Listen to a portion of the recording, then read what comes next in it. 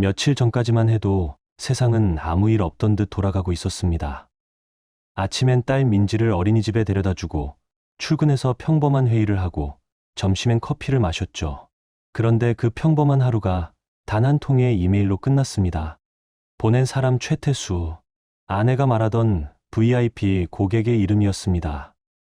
메일 제목은 단 한 줄이었습니다. 그녀는 나를 선택했습니다. 이메일을 열자 화면에는 믿을 수 없는 사진들이 펼쳐졌습니다. 호텔방 안, 낯선 침대 위에서 웃고 있는 지연, 그리고 둘 사이에 오간 메시지들. 오늘 밤은 내 옆에서 자. 남편에게 들키면 안 돼. 그 문장들이 내 가슴을 찢었습니다. 그 남자는 태연하게 말했습니다. 민석 씨, 이제 그만 놓아주세요. 그녀는 이미 제 사람입니다. 순간 숨이 막혔습니다. 회사 동료들이 있는 사무실 한가운데서 나는 눈앞의 화면을 바라보며 아무 말도 할 수 없었습니다. 그날 내 삶은 산산이 부서졌습니다. 의심이 확신으로, 분노가 결심으로 바뀌는 순간이었습니다.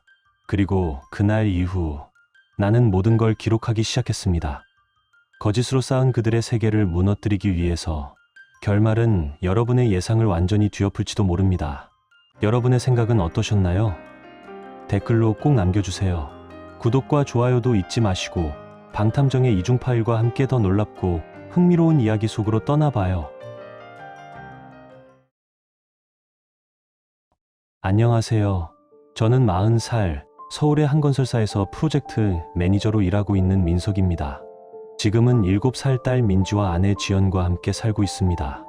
이야기를 시작하기 전에 말하자면, 제가 지금 들려드릴 건 제 인생이 송두리째 뒤집힌 날의 이야기입니다. 그날이 오기 전까지만 해도 우리는 평범하지만 단단한 가정이라 믿었습니다. 하지만 그 믿음이 얼마나 허약한 것이었는지 저는 너무 늦게 깨달았습니다. 지연과 저는 대학 시절 선후배로 처음 만났습니다. 졸업 후 몇 년의 연애 끝에 결혼했고 처음 몇 해는 그야말로 안정적이었습니다. 퇴근길에 작은 꽃다발을 사가고 주말이면 한강을 걸으며 하루를 나누던 시절이 있었죠. 하지만 민지가 태어난 뒤 우리의 대화는 점점 짧아졌습니다. 지연은 청담의 대형 백화점에서 VIP 고객을 관리하는 일을 맡으며 바빠졌고 저는 현장 업무 때문에 자주 늦게 귀가했습니다.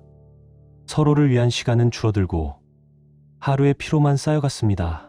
지연은 늘 피곤해 보였고 오늘도 늦어서 미안해라는 말을 습관처럼 내뱉었습니다. 그 말이 진심이라 믿었던 저는 그녀가 쉴 수 있게 집안일을 도맡아 하고 민지의 숙제를 봐주며 버텼습니다. 하지만 지금 돌아보면 그 미안함은 죄책감이었는지도 모릅니다. 어느 날 저는 아내의 옷장을 정리하다가 이상한 걸 발견했습니다. 예전에는 실용적인 정장과 블라우스를 즐겨 입던 사람이었는데 어느새 고급 브랜드의 옷과 낯선 시계, 향수가 가지런히 놓여 있었습니다. 회사에서 받은 선물이겠지. 그땐 그렇게 스스로를 설득했습니다. 하지만 설명할 수 없는 찜찜함이 마음 한쪽에 남았습니다.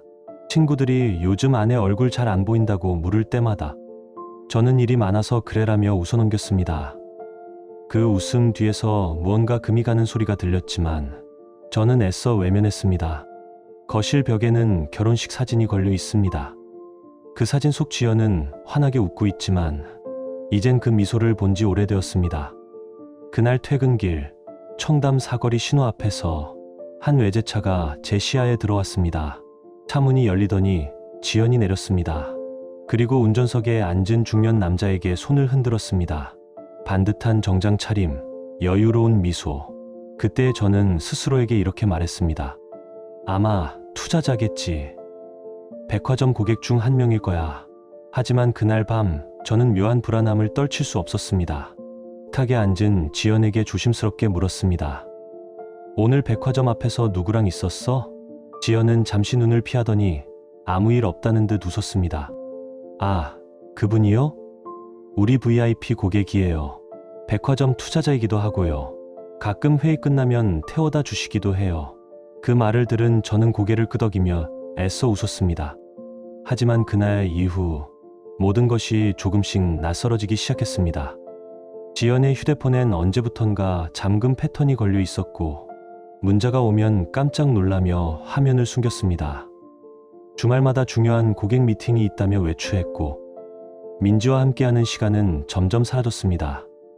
며칠 뒤 저는 그 중요한 고객이 누구인지 알게 되었습니다. 그의 이름은 최태수, 50 초반의 광고회사 대표이자 백화점 주요 투자자였습니다. 이미 이혼한 지 오래된 남자라는 사실도 곧 알게 되었죠. 어느 날 지연의 휴대폰 화면에 태수 오빠라는 이름이 스쳐 지나갔습니다. 순간 심장이 요동쳤습니다. 문자 내용을 읽진 못했지만 그 이름 하나만으로도 모든 의심이 현실로 다가왔습니다. 저는 최대한 침착한 목소리로 물었습니다. 지연아, 최태수라는 사람 알아? 지연은 짧게 숨을 고르더니 눈을 피했습니다. 그분이요? 우리 백화점 VIP 고객이에요. 내가 관리하는 분이야. 근데 왜 이름을 태수 오빠로 저장했어? 그게 그분이 그렇게 불러달라셔서요. 그냥 고객 관리 차원이에요. 말은 평온했지만 그 눈빛은 달랐습니다. 미안함도 당당함도 아닌 불안이었습니다. 그날 이후 저는 조용히 그녀를 지켜보기 시작했습니다. 퇴근 후 지인과 커피를 마신다며 외출할 때면 멀찍이서 그녀의 발걸음을 따라갔습니다. 그날도 마찬가지였습니다. 청담 백화점 지하 주차장 한쪽 검은 외제차 한 대가 서 있었고 지연은 주변을 살피더니 조심스레 그 차 안으로 들어갔습니다. 짙은 썬팅 너머로 차가 미세하게 흔들리는 모습이 눈에 들어왔습니다. 숨이 막히는 순간이었죠. 그날 밤 지연은 평소보다 훨씬 늦게 들어왔습니다. 화장은 번져 있었고 익숙하지 않은 향수가 남아 있었습니다. 오늘 왜 이렇게 늦었어? 팀 회식이 있었어. 다들 늦게 끝났어. 짧고 메마른 대답. 그녀의 눈은 제 얼굴을 한 번도 바라보지 않았습니다. 그날 밤 저는 끝내 잠을 이루지 못했습니다. 다음날 아침 저는 지연이 근무하는 매장을 찾았습니다. 직원에게 아무렇지 않게 물었죠. 어제 회식하셨다면서요? 재밌었어요? 직원은 잠시 머뭇거리며 답했습니다. 회식이요? 어제 그런 거 없었는데요. 그 한마디로 제 세상은 무너졌습니다. 이제 확신했습니다. 그날 주차장 안에 있던 남자는 분명 지연과 최태수였습니다. 그 후로 저는 감정에 휘둘리지 않기로 했습니다. 진실을 밝히려면 확실한 증거가 필요했습니다. 지연의 휴대폰은 항상 손에서 떨어지지 않았고 잠시 자리를 비워도 꼭 들고 다녔습니다. 저는 인터넷에서 최태수의 이름을 검색했습니다. 성공한 사업가, 혁신의 아이콘, 수많은 기사 속 고급 파티와 인터뷰 사진들 사이에 지연의 얼굴이 있었습니다. 백화점 VIP 행사에서 그와 나란히 웃고 있는 모습. 그들의 시선은 분명했습니다. 아무리 꾸며도 숨길 수 없는 관계. 니산 외제차, 지연이 몰래 타고 다니던 그 차. 모든 조각이 한데 맞춰지는 순간 손끝이 떨렸습니다. 그날 이후 저는 감정을 버렸습니다. 이제부터는 마음이 아니라 기록으로 싸워야 할 때였습니다. 그리고 일주일 뒤 운명의 그날 밤이 찾아왔습니다. 밤 10시 민지는 이미 잠들어 있었고 저는 다음 날 회의 자료를 정리하고 있었습니다. 그때 지연의 이름이 뜬 전화 한 통이 걸려왔습니다. 이 시간에 전화를 걸어온 적은 한 번도 없었기에 망설임 없이 받았습니다. 여보, 무슨 일이야? 대답이 없었습니다. 대신 이어폰 너머로 들려온 건 낯선 소리들이었습니다. 짧은 숨소리, 옷이 스치는 마찰음, 그리고 낮게 웃는 남자의 목소리. 지연아, 오늘도 예쁘네. 그 한마디로 모든 게 끝났습니다. 손끝이 얼어붙었고 심장은 미친 듯이 뛰었습니다. 이건 잘못 걸린 전화일 거야. 스스로를 속이고 싶었지만 이어진 목소리가 모든 희망을 지워버렸습니다. 그녀의 목소리는 낯설었습니다. 제가 알던 아내의 목소리가 아니었습니다. 억눌린 숨결과 낮게 흐르는 신음사랑이 아닌 탐닉이었습니다. 남자는 부드럽게 속삭였고 지연은 그 속삭임에 순순히 휘말렸습니다. 창문을 두드리는 빗소리, 멀리서 들려오는 경적. 그들은 분명 차 안에 있었습니다. 아마 지연의 휴대폰이 차 바닥에 떨어지며 자동 발신된 것 같았습니다. 그 통화는 4분 넘게 이어졌습니다. 하지만 저는 아무 말도 하지 못했습니다. 울지도 소리치지도 않았습니다. 그저 차가운 기계음 속에 무너지는 제 숨소리만 남았습니다. 마지막으로 들린 건 당황한 지연의 목소리였습니다. 핸드폰이 어디 갔지? 그 순간 저는 본능적으로 전화를 끊었습니다. 손에서 휴대폰이 떨어졌고 몸에 힘이 빠져 소파에 그대로 주저앉았습니다. 눈앞이 하얗게 번졌고 심장은 공허하게 뛰었습니다. 몇 분 동안 아무 생각도 나지 않다가 갑자기 화장실로 달려가 토했습니다. 배신, 분노, 수치심, 모든 감정이 한꺼번에 밀려왔습니다. 하지만 절망이 지나가자 단 하나의 생각이 남았습니다. 이대로 끝낼 순 없다. 확실한 증거를 모으자. 감정은 이미 무너졌지만 기록은 진실을 남긴다. 그날 밤 저는 자동 통화 녹음 앱을 열었습니다. 통화 기록은 고스란히 남아 있었습니다. 그 파일은 제게 남은 첫 번째 증거였습니다. 그리고 결심했습니다. 아무 일도 없는 사람처럼 행동하면서 모든 걸 기록하자. 거짓으로 쌓은 탑을 법으로 무너뜨리자. 지연, 그리고 그 남자 최태수. 이 둘을 반드시 끝내겠다. 남편으로서가 아니라 아버지로서. 그날 밤 저는 한숨도 자지 못했습니다. 천장을 바라보며 생각했습니다. 이 무너진 삶을 어떻게 다시 세워야 할까? 다음 날 아침 평소처럼 민지를 어린이집에 데려다 뒀습니다. 그 아이가 제 옷자락을 잡으며 물었습니다. 아빠, 오늘도 회사 가? 저는 억지로 미소를 지으며 고개를 끄덕였습니다. 그래, 민지야. 아빠는 오늘도 회사 가야지. 다음 날 아침 회사에 도착하자마자 몸이 좋지 않다고 보고했습니다. 부장은 제 얼굴을 한참 바라보다가 조용히 말했습니다. 얼굴이 왜 그래? 푹 쉬어. 그 짧은 한마디가 이상하게 위로처럼 들렸습니다. 회사 문을 나서자마자 곧장 변호사 사무실로 향했습니다. 서울시청 근처의 이혼 전문 변호사였습니다. 그곳에서 저는 녹음 파일과 함께 지금까지 알아낸 모든 사실을 차분히 설명했습니다. 변호사는 잠시 서류를 넘기며 제 말을 들었습니다. 그리고 낮고 단호한 목소리로 말했습니다. 이 통화 녹음만으로도 불륜 관계는 충분히 입증됩니다. 하지만 상간자 소송까지 고려하신다면 좀 더 확실한 증거를 확보하는 게 좋겠습니다. 그 말에 저는 고개를 끄덕였습니다. 이제는 감정이 아니라 기록과 법으로 싸워야 한다는 걸 알고 있었으니까요. 우선 변호사의 조언에 따라 지연의 차량 이동 기록을 확인하기로 했습니다. 다행히 아내가 가끔 제 휴대폰으로 자신의 차량 관리 앱에 로그인한 적이 있었고 그 계정이 그대로 저장되어 있었습니다. 그 덕분에 주차 위치와 이동 경로를 확인할 수 있었죠. 물론 불법적인 추적은 하지 않았습니다. 대신 백화점 주차장 출입 기록과 CCTV 열람 요청을 합법적으로 진행했습니다. 통신사 방문을 통해 통화 내역도 조회했습니다.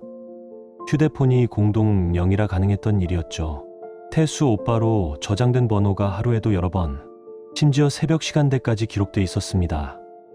더 충격적인 건 최근 몇 달간의 카드 내역이었습니다.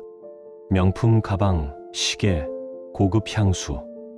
우리 가정의 재정으로는 도저히 감당할 수 없는 금액들. 결제 시점과 장소는 모두 태수의 회사 근처였습니다. 분명 그는 지연에게 선물을 하고 있었고 그 선물들이 우리 가정을 무너뜨리고 있었습니다. 저는 모든 영수증과 내역을 스캔해 증거로 남겼습니다. 그때부터 일주일 동안 회사에 휴가를 내고 모든 시간을 기록 수집에 쏟았습니다. 민지는 제 부모님께 맡겼습니다. 회사 일 때문에 지방 출장을 가야 해요. 그렇게 둘러댔지만 어머니의 눈빛에는 이미 무언가 감지된 듯했습니다. 며칠 후 저는 정식 허가를 받은 사설 조사팀에 의뢰했습니다. 조건은 단 하나, 공공장소에서만 촬영할 것. 지연과 태수가 주로 백화점 주차장 그리고 한강 근처의 서비스 레지던스에서 만난다는 사실이 확인됐습니다. 며칠 뒤 조사팀이 보고서를 가져왔습니다. 최태수, 이혼 후 대학생 아들이 있는 50대 중반의 남자. 여러 광고 회사를 거느린 대표이자 각종 언론 행사에 자주 등장하는 인물.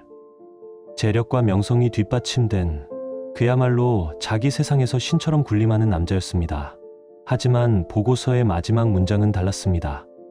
과거에도 유부녀와의 스캔들이 존재함. 그 문장을 읽는 순간 제 안에서 차가운 분노가 일어났습니다. 돈과 영향력으로 여자를 길들이는 남자. 그리고 그에게 흔들린 내 아내. 모든 증거를 정리한 뒤 저는 다시 변호사를 찾아갔습니다.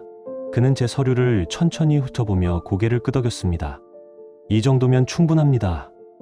이혼 소송과 함께 상간자 손해배상 청구도 가능합니다. 게다가 상대가 재력이 있다면 위자료 액수도 높게 책정될 겁니다. 그 말을 듣고 저는 조용히 답했습니다. 돈이 목적은 아닙니다. 그들이 한 일에 그만한 대가를 치르게 하고 싶습니다. 저는 단호히 고개를 저었습니다. 돈이 목적이 아닙니다. 그들이 저와 제 딸을 짓밟은 대가를 똑같이 돌려주고 싶습니다. 변호사는 잠시 생각에 잠기더니 조용히 말했습니다. 그렇다면 사회적 신뢰를 잃게 만드는 방법도 있습니다. 다만 명예훼손으로 비화되지 않도록 주의하셔야 합니다. 그 말이 머릿속에서 오래 맴돌았습니다. 법의 테두리 안에서 가장 치명적인 복수를 한다. 그것이 제가 내린 결론이었습니다. 그리고 2주 후 저는 마침내 움직이기로 했습니다. 오늘 백화점 좀 들러볼게. 민지 옷 좀 사야겠어. 지연은 순간 눈을 피했습니다. 굳이 내가 일하는 데까지 올 필요 없어. 바쁘잖아. 어차피 그 근처에서 회의 있어. 그녀의 표정은 잠시 굳었지만 곧 평소처럼 웃음을 지었습니다. 하지만 저는 알았습니다. 그 미소는 평정이 아니라 두려움의 가면이었습니다. 그날 오후 저는 민지를 데리고 청담의 백화점으로 향했습니다. 엄마 일하는 곳에 깜짝 방문하자 민지는 신이 나서 제 손을 잡았지만 제 발걸음은 얼음처럼 무거웠습니다. 가방 안의 서류와 증거 파일이 손에 닿을 때마다 손끝이 미세하게 떨렸습니다. 오늘 모든 것을 끝낼 생각이었습니다. 백화점 입구에 들어서기 직전 지연에게 문자를 보냈습니다. 곧 도착할 거야. 엘리베이터 문이 열리고 VIP 라운지의 정적 속으로 발걸음을 옮겼습니다. 넓은 유리창 너머로 한강의 노을이 퍼지고 있었고 그 한가운데 지연과 최태수가 마주 앉아 있었습니다. 두 사람의 거리감은 업무 관계라고 하기엔 너무 가까웠습니다. 지연이 먼저 저를 봤습니다. 순간 얼굴이 하얗게 질렸고 손에 들린 커피잔이 흔들렸습니다. 민석, 민지야 왜 말도 없이. 저는 아무 말도 하지 않았습니다. 민지를 품에 안은 채 조용히 웃었습니다. 그리고 천천히 가방을 열어 휴대폰을 꺼냈습니다. 스피커 버튼을 눌렀고 라운지 안의 대화가 멎었습니다. 잠시 후 고요를 가르는 듯한 목소리가 흘러나왔습니다. 지연아, 오늘도 예쁘네.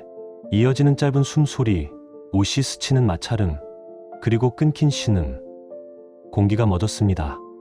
직원들이 움직임을 멈췄고 VIP 고객들은 놀란 눈으로 우리를 바라봤습니다. 지연의 손이 떨렸고 최태수의 얼굴은 서서히 굳어갔습니다. 저는 차분히 입을 열었습니다. 서지연 씨, 그리고 최태수 대표님, 이런 식으로 다시 만나게 될 줄은 몰랐네요.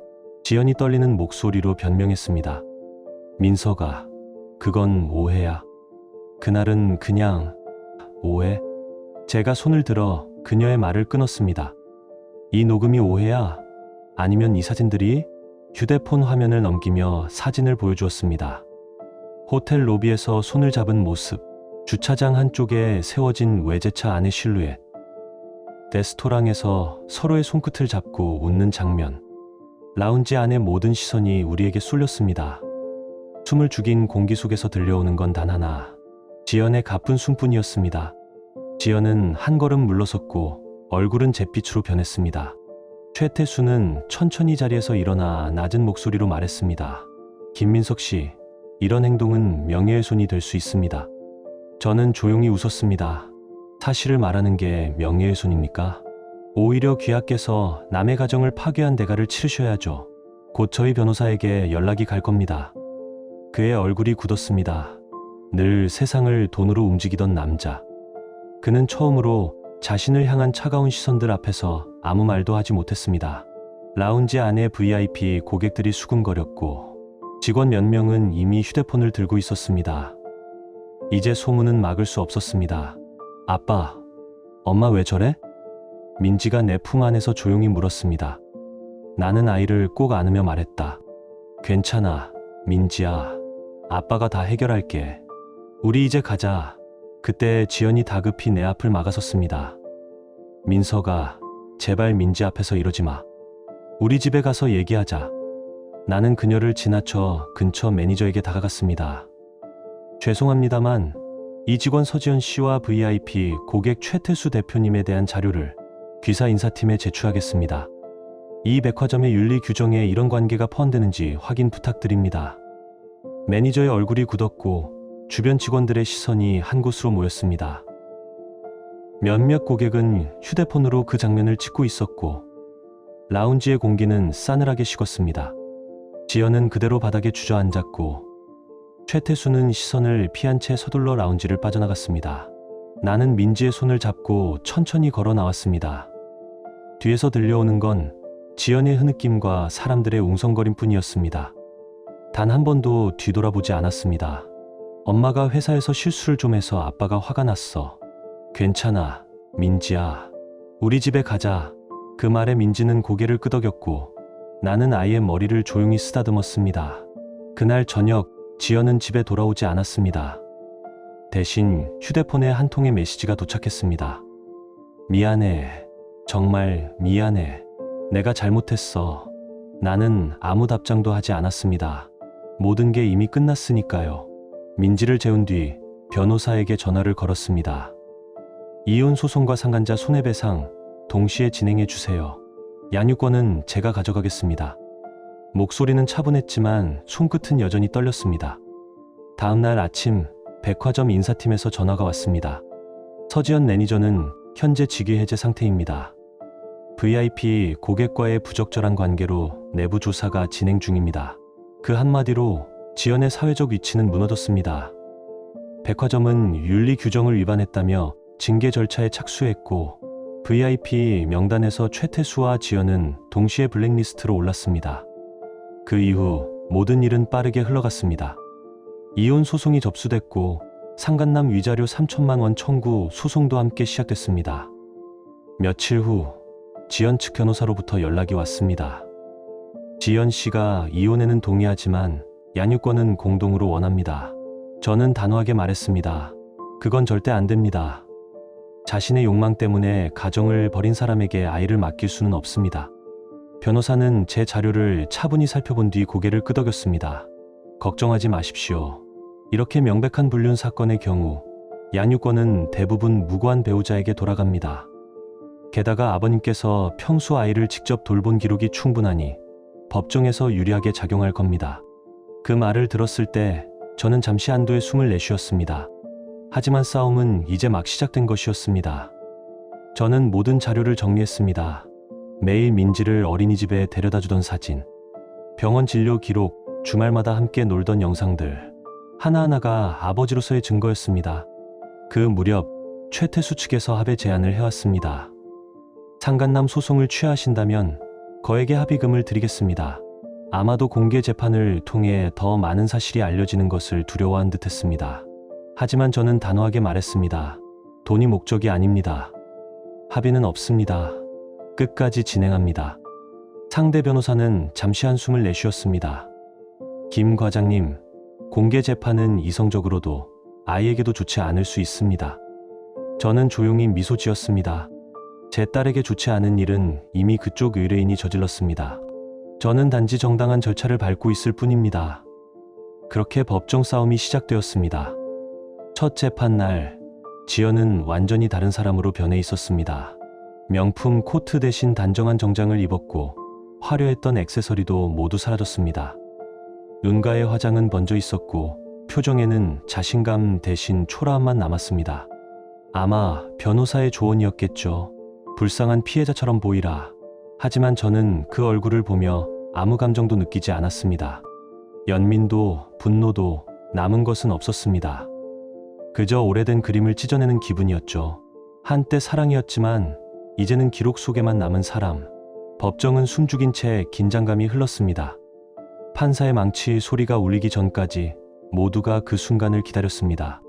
6개월간의 싸움, 수십 차례의 증거 제출, 수십 페이지의 녹취록과 사진, 모든 것이 이제 한 문장으로 결론 지어질 순간이었습니다. 판사는 서류를 넘기며 조용히 말했습니다. 본 재판부는 원고 김민석과 피고 서지연의 이혼 청구를 인용합니다. 그 순간 제 손끝이 떨렸습니다. 그리고 이어 판사가 판결문을 낭독했습니다. 미성년 자녀 김민지의 친권 및 양육권은 원고 김민석에게 귀속됩니다. 피고 서지연은 매월 둘째, 넷째 토요일 오전 10시부터 오후 5시까지 면접 교섭권을 행사할 수 있습니다. 저는 천천히 숨을 내쉬었습니다. 가장 중요한 건 민지의 미래를 지켜낸 것이었으니까요. 맞은편에 앉은 지연은 고개를 숙인 채 흐느꼈습니다. 어깨는 작게 떨렸지만 이제 저는 더 이상 어떤 감정도 느끼지 않았습니다. 재판 과정에서 드러난 증거는 너무도 명백했습니다. 녹음 파일, 사진, 통화 기록, 그리고 백화점 직원들의 증언까지. 모든 것이 지연의 불륜을 완벽히 입증했습니다. 심지어 재판 도중 새로운 증언자가 등장했습니다. 최태수의 전 부인이 법정에 나타난 것이었습니다. 그녀는 담담하게 말했습니다. 그 사람은 제 결혼 생활 중에도 여러 번 불륜을 저질렀습니다. 아이 양육비도 제대로 지급하지 않았고 지금도 약속을 지키지 않고 있습니다. 그 증언은 최태수에게 치명적이었습니다. 법정 안은 술렁였고 방청석에서는 탄식이 흘러나왔습니다. 판사는 심각한 표정으로 증언을 받아 적었습니다. 곧 백화점 측 관계자도 증언대에 섰습니다.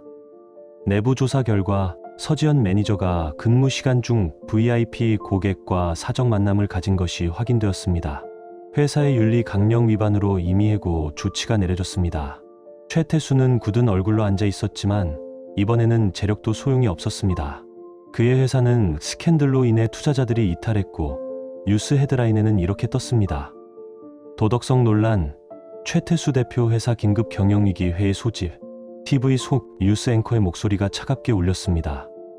투자자들은 도덕적 기준을 잃은 기업에 더 이상 투자하지 않겠다고 밝혔습니다. 그 보도를 보는 순간 저는 묘한 안도감을 느꼈습니다. 이것은 단순한 복수가 아니라 정의가 움직이고 있다는 신호였습니다. 판사는 이어 판결문을 낭독했습니다. 재산 분할에 있어 피고의 불륜 행위가 혼인 파탄의 주된 사유로 인정되므로 원고 김민석에게 70%, 피고 서지연에게 30%의 비율로 재산을 분할합니다. 법정의 공기는 무겁게 가라앉았습니다. 모든 판결이 끝나자 판사는 고개를 들고 말했습니다. 이상으로 선고를 마칩니다. 그 순간 지연의 눈물 한 줄기가 법정 바닥에 떨어졌습니다. 한때 세련된 백화점 매니저였던 그녀는 지금 완전히 초라한 인간으로 남았습니다. 변호사가 어깨를 붙잡았지만 지연은 아무 말도 하지 못했습니다. 보통 재산 분할은 50대 50으로 이루어집니다. 하지만 명백한 불륜 증거로 인해 재판부는 저에게 70%의 재산 비율을 인정했습니다. 이어 판사가 조용히 판결을 내려 피고 최태수는 원고 김민석에게 위자료 3천만 원을 지급할 것을 명합니다. 최태수의 변호사는 굳은 표정으로 고개를 숙였지만 판결은 이미 확정된 상태였습니다. 법원은 제 주장을 모두 받아들였고 저는 완전히 승리했습니다. 법정을 나서는 순간 지연이 제 앞을 가로막았습니다. 그녀의 얼굴은 창백했고 손은 떨리고 있었습니다. 민석아, 정말 미안해. 내가 그땐 정신이 나갔었나 봐. 민지는 가끔 볼 수 있을까? 저는 잠시 침묵하다 차갑게 말했습니다. 판결문대로 연적 교섭권만 행사하세요. 그 외에는 연락하지 않으셨으면 합니다. 그녀의 눈에서 흘러내리는 눈물에도 저는 흔들리지 않았습니다. 너무 많은 밤을 울었고 너무 많은 고통을 견뎌왔으니까요. 그날 저녁 뉴스에서는 최태수의 몰락이 헤드라인으로 보도됐습니다. 최태수 대표 불륜 스캔들로 회사 주가 폭락, 투자자 대규모 이탈, 경영권 박탈 위기. 그의 전 부인이 제기한 양육비 재조정 소송도 받아들여졌다는 소식이 이어졌습니다. 결국 그는 이중 타격을 입었고 회사 이사회에서 축출된 뒤 해외로 출국했습니다. 언론은 그를 가정을 파괴한 재벌이라 불렀고 대중은 냉정했습니다. 돈으로 사랑을 사려다 인생을 잃었다. 며칠 뒤 지연에게서 몇 통의 메시지가 도착했습니다. 미안해. 한 번만 용서해줘. 민지를 보고 싶어. 하지만 저는 끝내 답장하지 않았습니다. 모든 것은 이미 끝났습니다. 2주 후 변호사를 통해 들었습니다. 지연은 서울을 떠나 고향으로 내려갔고 백화점에서도 완전히 해고되어 더 이상 설 자리가 없다고 했습니다. 그녀의 인생은 그렇게 무너졌고 저와 민지는 새로운 곳에서 다시 시작했습니다. 이사한 집은 강서구의 오래된 아파트였습니다. 남양 거실 창문으로 아침 햇살이 매일 따뜻하게 들어왔습니다. 민지는 처음 며칠 동안 엄마 언제 와? 하고 물었지만 저는 조용히 대답했습니다. 엄마는 지금 멀리 있어. 그래도 가끔 만날 수 있을 거야. 엄마가 나쁜 일 했어? 그건 어른들의 일이야. 민지는 그냥 아빠랑 즐겁게 지내면 돼. 그 답이 완벽했는지는 모르지만 적어도 민지의 마음에 상처를 더 주고 싶지는 않았습니다. 아무리 지연이 나를 배신했어도 민지에게는 여전히 엄마였으니까요. 며칠 후 변호사에게서 연락이 왔습니다. 김 과장님, 최태수 측이 손해배상금을 전액 송금했습니다. 항소도 포기한 상태입니다. 사건은 완전히 종결되었습니다. 전화기를 내려놓으며 저는 깊은 숨을 내쉬었습니다. 녹음 파일, 사진, 긴 밤, 눈물, 복수. 모든 기억이 주마등처럼 스쳐 지나갔습니다. 이제 정말 끝이었습니다. 승리의 기쁨보다 더 큰 것은 모든 것을 내려놓을 수 있는 평온함이었습니다. 그날 밤 민지가 잠든 방 불빛 아래에서 혼잣말을 했습니다. 이제 괜찮아. 정말 끝났어. 창문을 열자 봄바람이 살짝 들어왔습니다. 멀리서 도시의 소음이 희미하게 들렸고 저는 오랜만에 깊게 숨을 들이켰습니다. 그날 이후 제 삶은 조용히 다시 움직이기 시작했습니다. 회사로 복귀했고 민지는 새 어린이집에 적응했습니다. 이웃들은 모두 따뜻했고 누구도 우리 과거를 묻지 않았습니다. 이곳에서는 아무도 몰랐습니다. 우리가 어떤 지옥을 지나왔는지, 어떤 싸움을 이겨냈는지. 그래서 이곳이 좋았습니다. 토요일, 민지와 함께 아침부터 근처 공원으로 향했습니다. 그네를 타고 미끄럼틀을 타며 모래 위에 작은 성을 쌓았습니다. 햇살이 따뜻했고 바람은 부드러웠습니다. 민지의 웃음소리가 공원 전체를 밝히는 것 같았습니다. 아빠, 나 배고파. 민지가 말하자 저는 웃으며 고개를 끄덕였습니다. 그래, 우리 맛있는 거 먹으러 가자. 근처 패밀리 레스토랑에 들어가 창가 자리에 앉았습니다. 민지는 어린이집에서 있었던 일들을 쉴 새 없이 이야기했습니다. 새로 사귄 친구, 선생님, 그리고 함께 만든 그림 얘기까지. 저는 조용히 미소 지으며 들어주었습니다. 식사를 마치고 돌아오는 길, 민지가 갑자기 말했습니다. 아빠, 이제 전화 받을 때 슬픈 소리 안 나서 좋아. 그 말에 발걸음을 멈췄습니다. 무슨 말이야, 민지야? 전에 아빠 전화 받다가 울었잖아. 그때 아빠 방에서 이상한 소리 나서 문 열어봤는데 아빠가 전화 들고 울고 있었어. 순수한 눈으로 제 얼굴을 바라보는 민지의 시선에 가슴이 저려왔습니다. 그날 밤 모든 걸 깨달았던 바로 그 통화. 제가 무너져 내리던 순간을 아이가 보고 있었던 것입니다. 저는 민지를 꼭 껴안았습니다. 미안해, 민지야. 그때 아빠가 많이 슬펐어. 하지만 이제 괜찮아. 이제 우리 행복하게 지낼 거야. 민지는 제 품에 안겨 고개를 끄덕였습니다. 응, 나도 행복해. 아빠랑 있어서 좋아. 그 말에 마음 깊은 곳이 따뜻해졌습니다. 아이는 이미 모든 것을 이해하고 어른보다 먼저 용서하고 있었습니다. 집에 돌아와 민지를 재운 뒤 저는 거실 창가에 섰습니다. 밤하늘에는 희미한 별 하나가 떠 있었고 6개월 전 그날 밤 세상이 무너져 내리던 순간과 귀를 찢던 통화 소리가 떠올랐습니다. 하지만 지금 조용한 평화가 집 안을 감싸고 있었습니다. 시간은 정말 모든 것을 치유했습니다. 아직도 가끔 꿈속에서 과거가 떠오르지만 그때마다 민지의 웃음소리, 따뜻한 손길, 집 안의 고요함을 떠올립니다. 지연은 한 달에 2번 법원이 정한 날에만 민지를 만나러 왔습니다. 처음에는 어색했지만 민지를 위해 예의를 지켰습니다. 지연은 완전히 달라져 있었습니다. 화려했던 옷차림은 사라지고 짙은 향수 대신 연한 비누 향기만 남았습니다. 그녀의 눈에는 늘 미안함과 후회가 깃들어 있었지만 저는 이제 그 감정에 흔들리지 않았습니다. 최태수에 대한 소식도 더 이상 들리지 않았습니다. 그는 해외로 떠나 숨어 지낸다는 소문만 남아 있었습니다. 회사도 다른 그룹에 인수되었고 그의 이름은 비즈니스 세계에서 완전히 지워졌습니다. 어느 날 지연의 친구가 찾아왔습니다. 조심스레 앉아 작은 목소리로 말했습니다. 지연이가 많이 후회하고 있어요. 매일 당신과 민지 얘기를 하며 울어요. 용서할 수는 없지만 알아줬으면 해서요. 저는 잠시 침묵하다 고개를 끄덕였습니다. 알려줘서 고마워요. 하지만 이제 우리는 각자의 길을 가고 있습니다. 그녀도 자신의 삶을 잘 살아가길 바랍니다.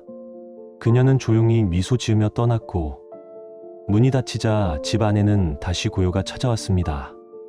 그날 밤 민지의 방에서 동화책을 읽어주던 중 민지가 작은 목소리로 물었습니다. 아빠, 우리 행복하지? 저는 책을 덮고 미소 지으며 대답했습니다. 그럼 우리는 행복해. 민지는 눈을 반짝이며 말했습니다. 엄마도 행복했으면 좋겠어.